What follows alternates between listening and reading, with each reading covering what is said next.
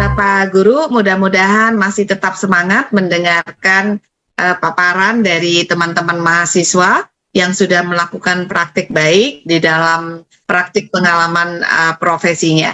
Kali ini kita akan bertemu dengan Jessica. Jessica, temanya apa ya, Jess? Iya Ibu, tema saya itu aku dan lingkunganku, untuk topiknya itu Jakarta Ibu Kota Negara. Wow, jadi semua pasti punya ciri khas dari masing-masing ya. Jadi Iya, setiap provinsi itu punya kota-kota. Surabaya dengan apa ikonnya gitu kan ya. Kemudian Jawa Barat, kemudian di Papua, di Aceh gitu kan. Ini bisa menjadi contoh baik ya buat semuanya. Silakan Jessica untuk memaparkan hasil dari pengembangan implementasi kurikulum Merdeka di Lembaga PAUD. Baik, terima kasih Ibu Yuli.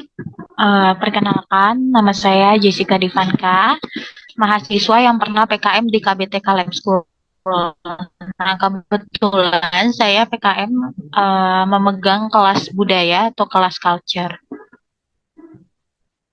Nah, untuk kelas culture bulan September, memiliki tema aku dan lingkungan sekitarku dengan topik Jakarta Ibu Kota Negara. Tema dan topik ini diadakannya selama 1 semester, bukan 1 bulan. Nah, dengan cakupan IKM-nya yaitu modul ajar, RPP, dan refleksi dan asesmen. Oke, yang pertama itu kita akan membahas modul ajar.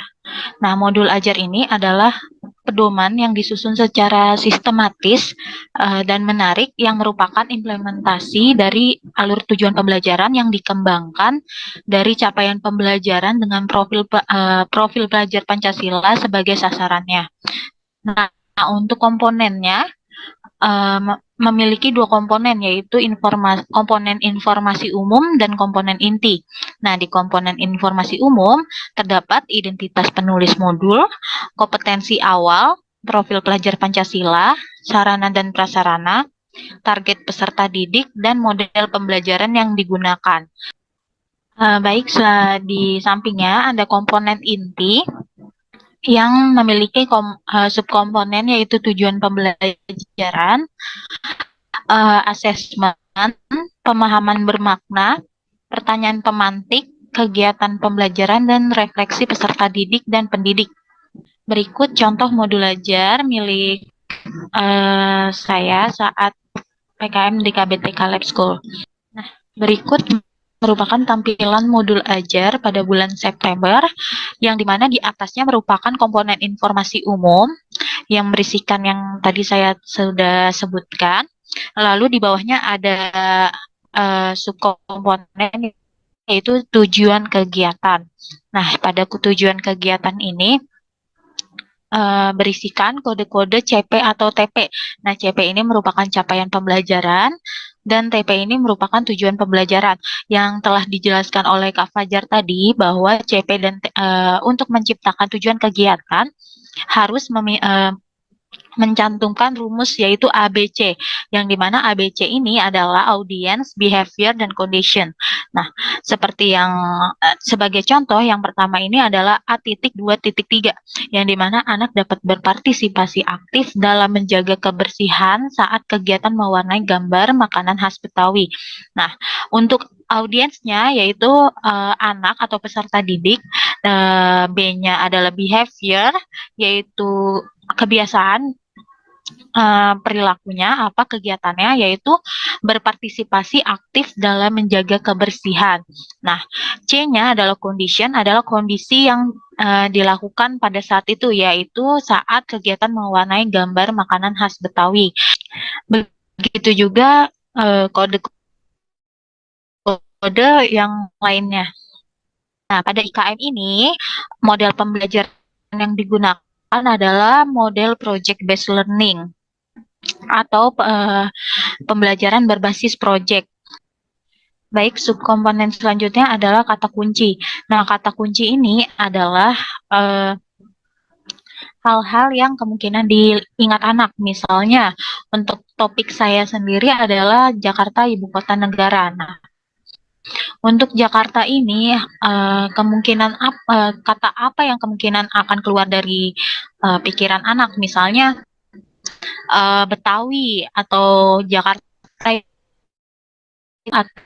itu memiliki tarian loh, ada tari jali-jali atau tari ondel-ondel, bahkan Jakarta memiliki kebudayaan yaitu ondel-ondel. Selanjutnya ada deskripsi umum, yaitu kita menjelaskan secara ringkas tentang topik yang kita lakukan pada tema tersebut. Lalu selanjutnya ada alat dan bahan yang kita gunakan pada kegiatan yang dilakukan selama 1 bulan ini. Lalu ada sarana prasarana. Untuk sarana dan prasarananya saya menggunakan laptop, wifi, dan TV. Komponen selanjutnya adalah komponen asesmen atau penilaian. Dengan subkomponen konsep asesmen. Konsep asesmen yang saya gunakan saat bulan September itu menggunakan class list log atau catatan kecil saat kegiatan berlangsung.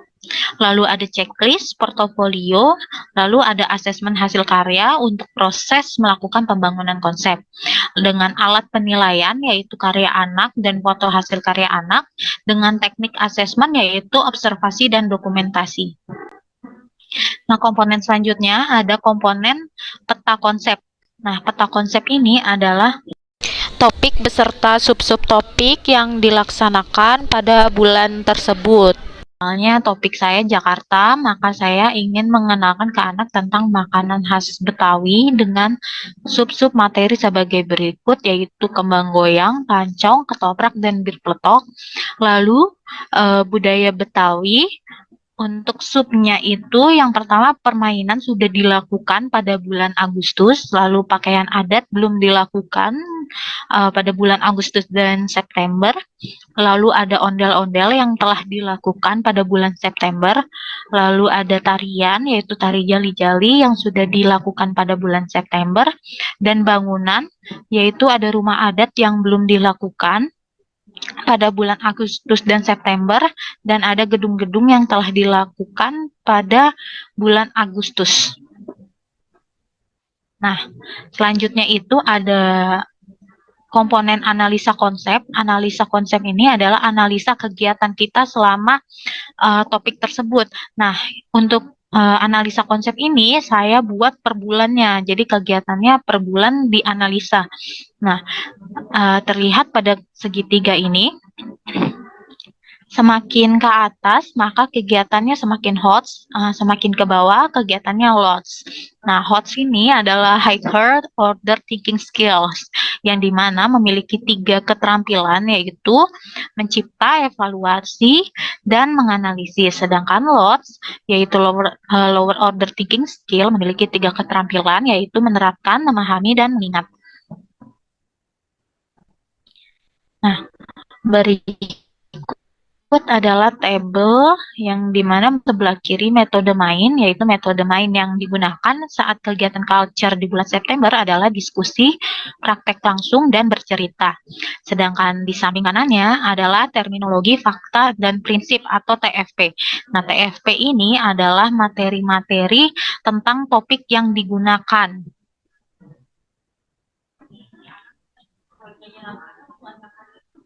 Lalu di samping kiri adalah pertanyaan pemantik. Pertanyaan pemantik ini adalah pertanyaan yang dapat digunakan oleh pendidik untuk menstimulasi keterampilan berpikir kritis anak. Nah, misalnya saat kegiatan berlangsung di materi makanan khas Betawi, pendidik bisa bertanya kepada anak seperti contoh makanan apa saja yang ada di kota Betawi gitu. Maka dari itu anak dapat mengeluarkan pikiran kritisnya untuk menjawab pertanyaan tersebut. Nah, di sampingnya adalah pemahaman bermakna. Pemahaman bermakna ini merupakan jawaban dari pertanyaan pemantik. Nah, lalu di sebelah kirinya itu ada, nah kegiatan mainnya ini adalah kegiatan yang dilakukan selama bulan September, yaitu ada menggambar tentang makanan khas Betawi, membuat replika makanan khas Betawi dari Play-Doh, mengenal lagu mengenal lagu Betawi, jali-jali, lalu tariannya yaitu tari jali-jali, lalu mengenal lagu ondel-ondel, lalu tariannya, lalu menggambar dan melukis ondel-ondel dengan berbagai teknik. Teknik yang digunakan ada tissue paper painting, salt painting, dan spon painting. Nah, kegiatan yang terakhir ini berada di minggu keempat, yaitu membuat ondel-ondel dalam bentuk 3D menggunakan botol, kertas, dan styrofoam. Nah, di sampingnya ini ada pertanyaan refleksi, yang dimana yang pertama merupakan pertanyaan konvergen. Nah, pertanyaan konvergen ini adalah pertanyaan tertutup atau pertanyaan yang hanya memiliki satu jawaban, serta jawabannya hanya ada di Jakarta. Lalu yang kedua adalah pertanyaan divergen. Pertanyaan divergen ini adalah pertanyaan yang memiliki 2 atau 3 lebih jawaban. Nah, yang terakhir ini adalah pertanyaan evaluatif. Pertanyaan evaluatif ini adalah pertanyaan yang dapat menstimulasi pemikiran kritis anak gitu. Jadi kita mengajak anak untuk berpikir kritis dan terbuka. Nah, selanjutnya ini ada RPP atau Rencana Pelaksanaan Pembelajaran, yang dimana RPP ini memiliki pengertian yaitu perangkat yang merupakan pegangan seorang guru untuk membantu guru tersebut dalam kegiatan belajar mengajar. Nah, supaya apa? Supaya sesuai dengan capaian pembelajaran dan tujuan pembelajaran. Nah, RPP ini memiliki komponen sebagai berikut, yaitu informasi umum, tujuan kegiatan, lalu ada kegiatan pembelajaran yang berisikan yaitu pemahaman peserta. Eskalasi merupakan pengembangan kegiatan yang dilakukan, lalu enrichment yaitu apakah kegiatan tersebut dapat diperkaya, lalu internalisasi STEM atau metals. Nah, internalisasi STEM atau metals ini adalah apakah kegiatan tersebut mengandung cakupan metals atau STEM. Lalu komponen selanjutnya ada sumber belajar, lalu komponen selanjutnya lagi ada alat dan bahan, serta desain assessment. Berikut ini adalah contoh RPP Culture 5 sampai 6 September, karena kegiatan culture pada setiap minggunya ada 2 kali, yaitu di hari Senin dan Selasa. Maka RPP-nya menjadi 1, yaitu 5 sampai 6 September. Nah, pada bagian atasnya ini merupakan informasi umum yang berisi tanggal, tema, topik, dan kelas yang sebagai sasarannya. Nah, di bawahnya kegiatan, tujuan kegiatan yang telah dirumuskan dengan rumus tadi A, B, C, yang ada juga pada modul ajar. Nah, lalu komponen selanjutnya ada kegiatan pembelajaran, yaitu ada persepsi, pemahaman anak atau peserta didik pada materi sebelumnya. Misalnya pada materi sebelumnya tentang gedung-gedung, tapi dalam Jakarta ini kita akan memberikan materi baru apa kepada anak gitu. Lalu di bawahnya ada tabel yang berisikan kegiatan mainnya, lalu eskalasi, enrichment, dan internalisasi. Nah, pada sebagai contoh, yang pertama ini adalah menonton video tentang makanan dari Jakarta. Nah, saya eskalasikan kan makanan khas Betawi yang telah disediakan. Jadi, setelah anak menonton video untuk membangun pemahaman yang bermakna atau konsep berpikir konkret, maka saya mengembangkan menjadi anak tersebut merasakan apa yang telah mereka tonton tadi, makanannya misalnya. Nah, untuk enrichment-nya ada, lalu internalisasinya yaitu dalam kegiatan tersebut ada STEM yaitu sains di dalamnya, yang dimana analisanya adalah merasakan rasa yang di setiap makanan dan minuman. Nah, sebagai contoh untuk enrichment-nya telah saya gunakan ondel-ondel. Mohon maaf pada subtopik ondel-ondel. Nah, untuk enrichment-nya ini saya lakukan pada minggu terakhir di bulan September, yaitu pada submateri ondel-ondel. Nah, ada pada kegiatan ketiga yaitu membuat kerangka tubuh ondel-ondel dalam bentuk 3D. Nah, setelah anak membuat kerangka boneka ondel-ondel, lalu dieskalasikan yaitu menghias bajunya, lalu menempelkan hiasan pada pakaiannya, atau dapat menghias kepala ondel-ondelnya. Nah, enrichment-nya ini yaitu hasil kegiatan yang telah dilakukan, apakah hanya bisa menjadi hiasan atau bisa menjadi alat bermain. Nah, untuk boneka ondel-ondel ini saya enrichment-kan menjadi hiasan dengan STEM, yaitu teknologi, engineering, dan seni. Selanjutnya ini ada sumber belajar, yaitu materi yang digunakan. Materi yang digunakan adalah video tentang makanan khas Betawi dan juga lagu Jali-Jali yang diperoleh dari YouTube. Nah, alat dan bahannya sebagai berikut, dengan desain assessment, yaitu portofolio, class list log, checklist, dokumentasi. Baik, selanjutnya itu ada refleksi dan desain assessment. Nah, refleksi dan desain assessment ini dalam kurikulum Merdeka adalah hasil tinjauan pengalaman konkret melalui pemahaman bermakna, yang dimana untuk memaknai hal-hal yang dipelajari para peserta didik yang diimbangi dengan menggunakan teknik assessment untuk mengetahui ketercapaian perkembangan peserta didik.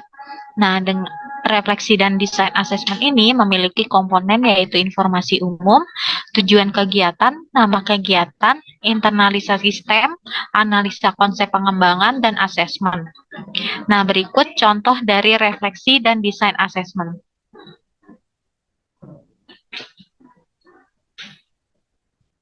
Nah, ini adalah refleksi dan desain assessment culture, yaitu pada bagian atas adalah informasi umum yang berisi kelas, tema, topik, alokasi waktu, dan hari atau tanggal. Lalu di bawahnya ada tujuan kegiatan, lalu di bawahnya ada tabel yang berisikan kegiatan bermain, lalu internalisasi STEM.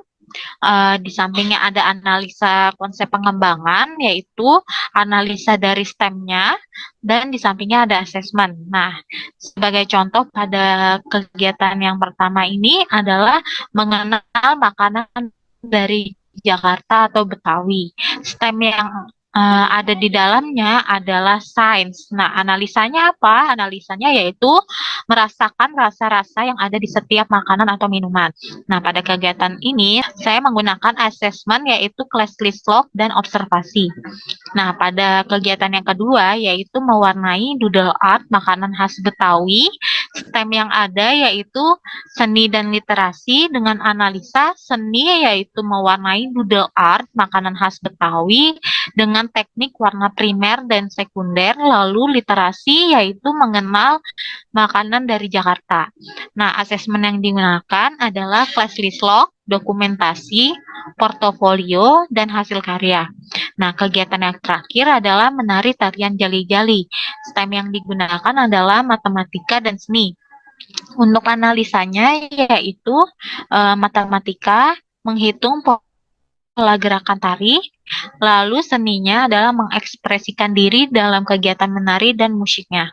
Asesmen yang digunakan adalah checklist, observasi, dan dokumentasi. Nah, berikut adalah dokumentasi kegiatan culture di bulan September. Nah, pada minggu pertama itu kegiatannya adalah mengenal dan merasakan makanan khas Betawi. Lalu pada minggu kedua dan ketiga adalah mencap dan melukis gambar ondel-ondel. Yang yang di sampingnya adalah minggu keempat, yaitu merupakan eskalasi dari kegiatan minggu ketiga yang ada di tengah ini. Minggu keempatnya ini adalah membuat boneka ondel-ondel.